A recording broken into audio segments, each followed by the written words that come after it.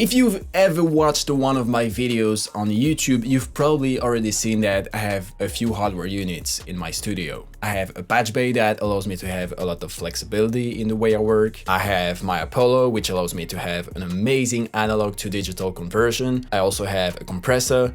And on the other side, I have a voltage stabilizer and I also have an EQ. And this is the unit we're interested in today because in this video, we are going to compare this analog EQ, which is the Klark Teknik EQP-KT, and the digital emulation of the original Pultec from UAD. We will make several comparisons with different types of sources, including vocals, kick, and bass. And we will also compare the difference in workflow between using analog stuff and plugins. What's up everybody, it's IDs, I hope you're doing good. Today we're gonna compare two different mixing tools. The first one is the Pultec EQP-1A emulation from Universal Audio, and the second one is a tool I have in my studio, which is the Klark Teknik EQP-KT. Before we start, I'd like to remind you that in description you can download an ebook about vocal mixing in the field of pop and hip-hop music on my website idstudio.com. This PDF is totally free. All you have to do is enter your name and email address and you will have an instant access to the basics of vocal mixing. Also make sure you hit the subscribe button and turn on the notification bell so you're the first one to know every time I release a new video here on YouTube. That was fast. First of all, a very quick page of history. I know you didn't click on this video to get a history lesson, but I think it's really important to know what hardware unit these two different tools are trying to emulate or copy. If you want to skip this part because you don't give a shit about history, you can do that. I won't blame you. So, the original Pultec EQP-1A, called the EQP-1, was invented in 1955 by a company called Pultec Techniques. At that time, technology wasn't very advanced, but with this EQ, the company was sure to release a tool that would totally change the game in terms of audio quality. Successful bet, because in just a few years, this EQ has found its way into the biggest recording studios around the world. But why so many engineers liked it and still like it today? Why? There are actually two reasons. The first is in the components of the EQ. The Pultec is indeed a tube-based EQ, which gives it a very musical coloration, even when everything is at zero. Many engineers love this unique coloration. And the second reason is in the way the low-end range can be processed through the EQP-1A. In this frequency range, you can indeed cut and boost the same frequency range at the same time. This creates a super punchy and powerful results that are difficult to imitate with other EQs. The audio results you can get in the high-end range is also very interesting and can offer a unique tone to sources like vocals, overheads, or guitars. Okay, let's start this comparison with vocals. On these vocals, I wanted to get something more airy in the high-end range. That's why I boosted the 12 kHz range. And I was also looking for a certain warmth in the bass range. By the way, the values are exactly the same on my Klark Teknik and on the plugin. Let's listen to it. Look in my eyes, tell me that you miss me, don't tell me lies.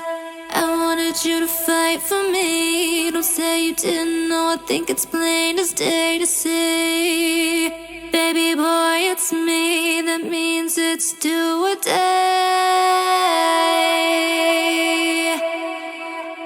Look in my eyes, tell me that you miss me, don't tell me lies.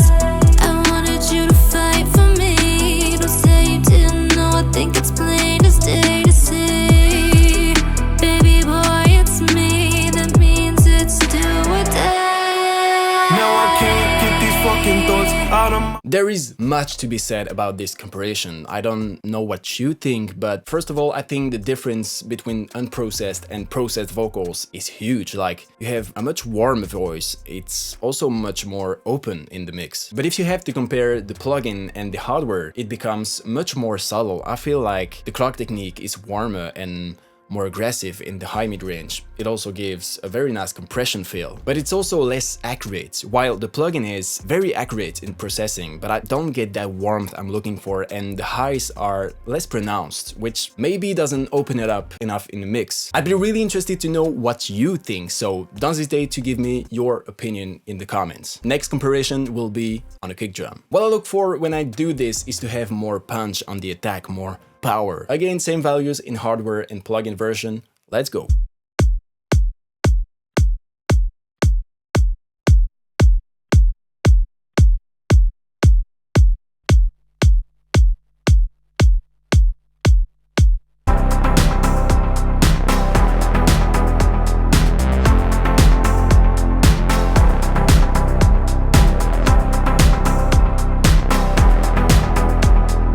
I think there's a lot that could be said about this comparison, but what we're gonna do instead is to listen to what it sounds like in the next comparison, which will be done on a big bass. This way we can summarize what happens when the EQ works with more bassy sources. Let's go!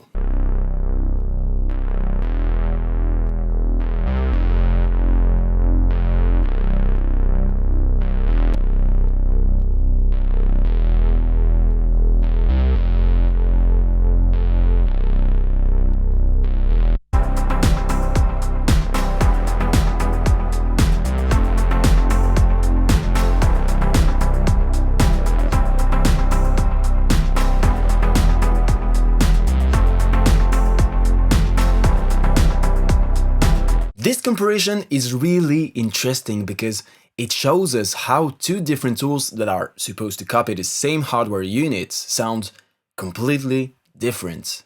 What I also notice is the analog tone that comes out every time.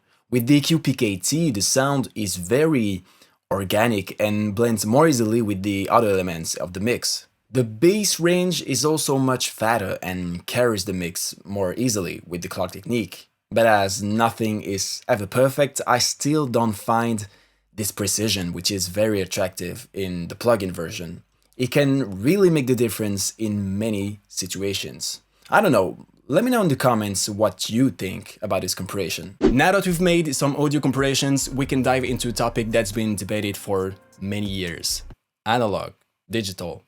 Which is better? I think one will never be better than the other. Generally speaking, I feel that digital is more precise and accurate, but it can lack body sometimes, whereas analog is warmer and more robust, but can lack precision in the processing. There's also a typical analog tone that you don't find in plugins. I can't really explain the exact difference, but it's something that gives more character to the source. In terms of usability, the difference is also huge because with analog you can use your hands and fingers to get the result you're looking for. It is so much more instinctive than with plugins. But I gotta be honest, in purely practical terms, plugins score a lot of points. These tools always stay inside your computer and are super accessible, which is not really the case with hardware, where you have to get out of your DAW, get into your hardware machine, and then go back into your converters to get it back into your computer. It's not super convenient. In all cases, if you're thinking of buying a hardware unit like the EQP-KT, please make sure you have good converters. Like if you have a Focusrite or a small Yamaha interface like this one, it might not be enough to get a good quality. Again, here in my studio I have an Apollo and I'm really happy of it. I've never been so happy in my life. Okay, so that is it for this video. Don't forget to tell me in the comments if you prefer